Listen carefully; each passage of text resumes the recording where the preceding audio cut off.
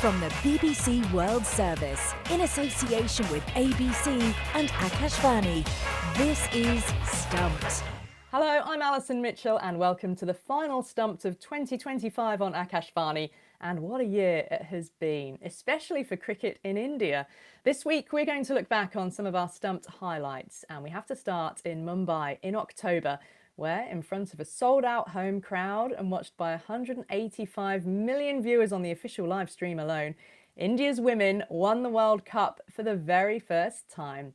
It was a remarkable victory, and not just a win for the players in the current India squad, but a win for all the players who'd gone before them, including former captain Anjum Chopra. She captained the side on and off for 10 years and played in 4 50-over World Cups, including in 2005 when India lost in the final to Australia. Anjum told me just how it felt to watch history being made. It was magical, Ali. It's a different feeling altogether to be called yourself as champions. Yes, I wasn't playing in that, but I've played in a few where we've been always called as congratulations. It was a tough game. We know tough luck and hard luck and all that we've heard from teams. But to go over the line to win a final, it's not just winning a semi-final and getting into a final. It's about winning the final. And, having your arms aloft like that, in celebration and saying, yes, we've done it, and celebrating and hugs and congratulatory messages all coming through. It was a very different emotion that all of us experienced. It's obviously a very different feeling to address yourself as world champions. Yeah, and you were in the commentary box as that winning catch was held. I mean, for you personally then, you must have had a lot of emotions that were ready to spill over. Did you have to sort of contain them a bit on air? Like, how did you manage that moment? It was very funny because I was with Bish in the commentary box, and so the moment the 8th wicket fell, I was like, okay, we've seen this in the past. We have to go over the line. Then the 9th wicket fell, and I just looked at our statistician and I asked him a question. I said, are you sure we just need one more wicket? He looked at me. Can't quite believe it. Couldn't believe, because there were about 50 plus runs which were required. Okay, we'll make sure that we get that wicket very quickly. When is that one wicket going to come? It's like few seconds around this conversation and that emotion. And then that ball went up in the air. And I saw Harman, she was at covers, and I saw Harman running backwards. And I'm thinking to myself, I know this ball has enough airtime for Harman to get to the ball, but it can still go away from her. And all these thoughts are just coming. You don't have that much of time, but you know how the thoughts go around. Like time stands still. Yes. And I just see her hands go out and, she catches the ball over her head. And it's like the way she ran after catching that ball, I'm just thinking what thought she might have had. But the thought that I had in that commentary box is like jubilation. I wanted to jump, which I did. I wanted to celebrate, which I did. After some time, I just didn't know how happy I am or what more should I do to share that happiness, because it was a moment which, for the first time as an Indian national, Indian women's cricket team member or a part of that has actually experienced that emotion. So it was beautiful, and I still remember it so very clearly. Tell us about the vibe in the ground, the crowd for a start. It was excellent. I mean, to have about 38,000 people, don't have an official number, but for the semi-final, it was 32,000 plus tickets sold, and others who were there in the ground. So for the final, they were sold out. And the celebration was that none of them left till the presentation happened. Everyone was there in the stadium. And when they started leaving was once just about 1 a.m. or 1:30 a.m. when the Indian team was doing their lap of honor. And just after that also, they were still hanging around. They were leaving in small numbers, and they were still waiting to get a glimpse or a picture or an autograph with their stars. It was that kind of a feeling. And what I also realized is that it's not about the amount they spent to buy that ticket for the match. It's the time that they invested to coming to the cricket ground and watching a women's cricket game. That has been the biggest shift and a deal clincher in Indian women's cricket team reaching the final and winning it. I saw footage, didn't I, of the team coming and celebrating with you and Mithali Raj, the former captain, and Jhulan Goswami as well on the outfield. Tell me about that. How did that all happen? They celebrated with Mithali on the other side of the commentary box because Mithali was the one who was walking the trophy. But after that, once they came on the opposite side of the ground, because they were doing that lap of honor and thanking people, so they had to bump into us. And me and Jhulan were very much ready to bump into them.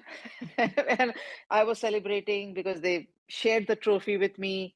And I called for Harman. I said, Kaptan, let's come in. Let's celebrate this trophy, lifting together. And then it met the girls around. Then Jilan came in, and before we realized, we didn't know where Mayanti and where the camera was, where the monitor was, where we were. We just didn't know where Mayanti herself didn't know where everybody else was. And it was absolutely brilliant. For the team to celebrate that moment with us was absolutely brilliant. So that was a really lovely chat with Anjum Chopra, talking about what it means to everyone in India for the women to finally lift the trophy. Now, back in May, Indian legend Virat Kohli called time on his Test career after 14 magnificent years. Kohli played 123 tests, scoring over 9,000 runs, including 6 double centuries. But perhaps more importantly, there has possibly been no bigger supporter of the 5-day game than him. Kohli made his Test debut against West Indies in Kingston in 2011 at the age of 22. And former India opener turned IPL commentator Abhinav Mukund also made his debut that day. He told us his memories of playing with a young Virat Kohli. Yeah, we wouldn't think that we're 14 years now, and I think it's got to be one of the biggest memories for any cricketer playing their first Test match for the country. It's a special moment for me, but an even special moment for him. We hold our Test numbers very, very dear to our chest, but I remember being extremely nervous and sharing that nervousness with Virat at that point, who'd already played white ball cricket for India. We all understood the importance of the Test match game. We'd just come fresh off winning an ODI World Cup, and there was a lot of expectations. But then we all knew what Virat wanted.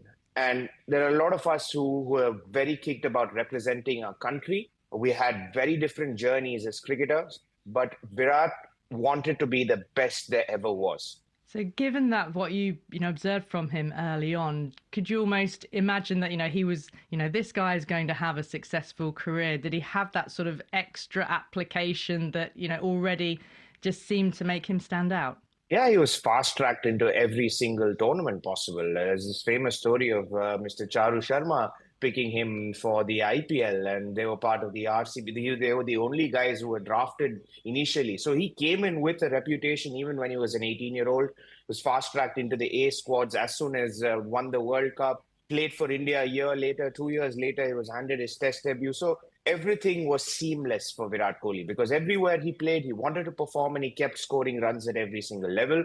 Nobody questioned his talent ever. But growing on as from a Test batter to a Test match captain, and in this era of franchise cricket and global franchise cricket where the landscape is tilting towards players becoming freelancers, and with the idea of having a year-round franchise cricket tournament everywhere in England, in Australia, in India, to just show his passion for Test match cricket in this era I feel is his greatest achievement, because you needed someone as big to fly the flag of Test match cricket. It is a hard sport, don't get me wrong. It's a 5-day marathon with 10 Test matches. You have to prepare differently for Test match cricket. And I think a flag bearer of that sort, who was extremely good in all formats, to say, I want to prioritize Test cricket and ensure that India do the same in the years that he was captain. Every cricketer, you included, of course, does want to be the best version of himself and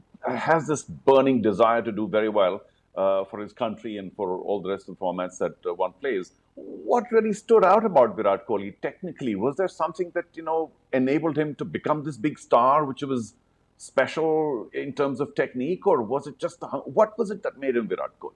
Look, he was blessed with incredible talent at a very young age. But as you know, Charu, there are about 10,000 kids like that in our country who are blessed with incredible talent. Yeah. What made Virat special was that he did not leave an inch to anything else. He ensured mentally, he always felt that he was the best. It almost was that the intensity that he brought onto a cricket field. You ask any single cricket viewer, I know every single legend of ours in the past, be it our Sachins or Rahuls, had their own way of expressing. But the intensity that he brought on to the cricket field, like that game in England where the famous interview or the famous huddle where he said, "Let's give them 60 overs of hell." I don't think any cricket captain has said that in the past when it came to I might be wrong with my history here, but that's a moment that really stood out for me because went out with such intensity.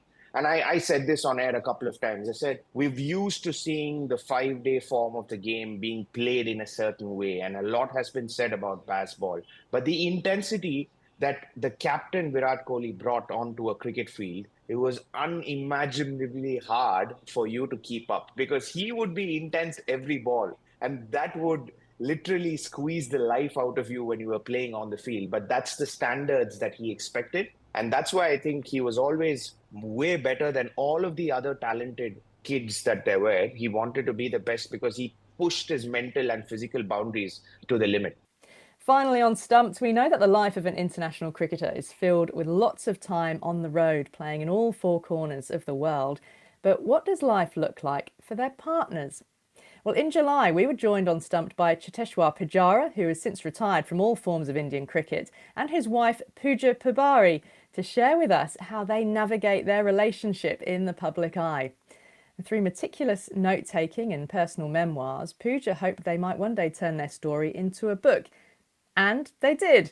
It's called The Diary of a Cricketer's Wife, a very unusual memoir that Puja has written. And we spoke to both Puja and Cheteshwar on Stumped, and Puja told us how they first met. So I didn't know who he was. We were from the same town, but I was 24 years old, very focused on my career, had just finished college, like a master's degree. And I was just very focused on my work. I was not looking for marriage at that point in time. Didn't know anything about the game. And then just to get my parents off my back, I was like, fine, I'll just meet this person. Uh, and it all started from there. And he, in fact, was very happy that I'm not aware about cricket. And for him, it was a very nice thing because he said, I want to get to know the person. Apart from what my profession is. So it kind of worked out very well. Cheteshwar, you're quite relieved that, she wasn't there because you were a cricketer. Yep. I was really happy that she didn't know anything about cricket. And I wanted to marry a person, not because of my profession, but the person who I am. And that's how it started, because if she knew about cricket and if she knew me as a cricketer, then things might have been different. But we started knowing each other from the word go, because it wasn't because of cricket, it was because we liked each other as a person. Puja, where were you living if you didn't know an Indian cricketer? But wait, congratulations on the book. And in your author's note, you do write that he doesn't know how to relax, but he's always at peace. It sounds, something that I want you to talk a little more about. And did that attitude, you think, help Cheteshwar? You can talk about that later with your cricket. Since I met him, where he was 24 years old when we met, and he had not taken a single break. He didn't know, what unwinding was back then. And even now, it's very difficult for him to unwind, and it just feels like he's cheating on cricket if he's unwinding. But that is the person. But he is always calm in the sense that he does not have any regrets about who he is. And so for me, a lot of the things that Cheteshwar imbibes as a person were very intriguing in the sense that just to be so devoted to a sport or a profession, you have to let go of so many other things. And they do it with all their heart, and there's no two ways about it. Like, there's no regrets.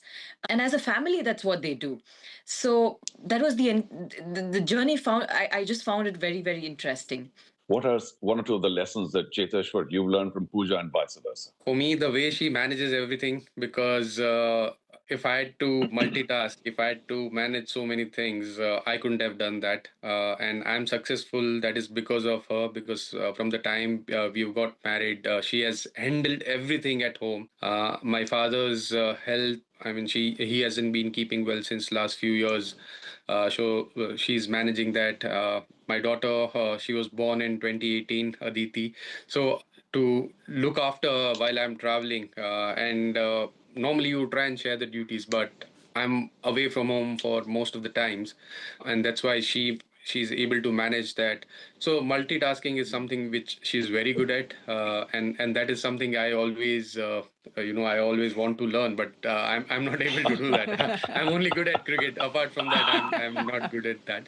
Yeah. So when we got married or when we got to know each other, I didn't know anything like I used to wake up late. I didn't have any discipline in the sense of like rising early. I didn't understand fitness, nothing. I was like, yeah, and you're young, you don't need that kind of fitness. But during our marriage, I learned a lot about fitness, discipline, and just commitment towards the goal. So these are the few things that I picked on, and it has helped me immensely in my day-to-day life as well. Thank you for being on the show. It's been very illuminating. And it's Jim Maxwell here in Sydney. Cheteshwar, you come across as a very private person.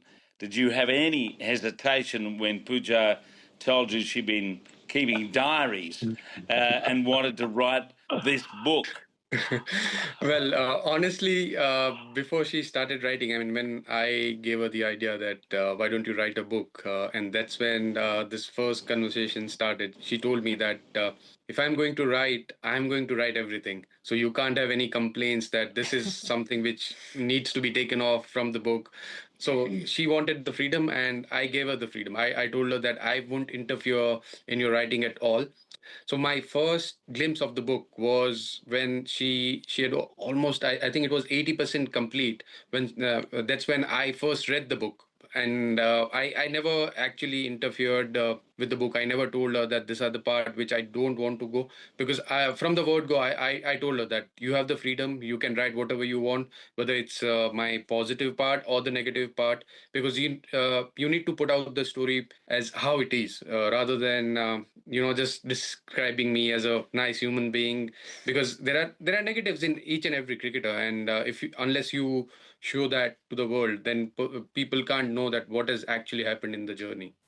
And that's it for our Best of Stumped from 2025 on Akashvani. A huge thanks to all of you for keeping us company throughout the year on the BBC World Service and on BBC World Service YouTube.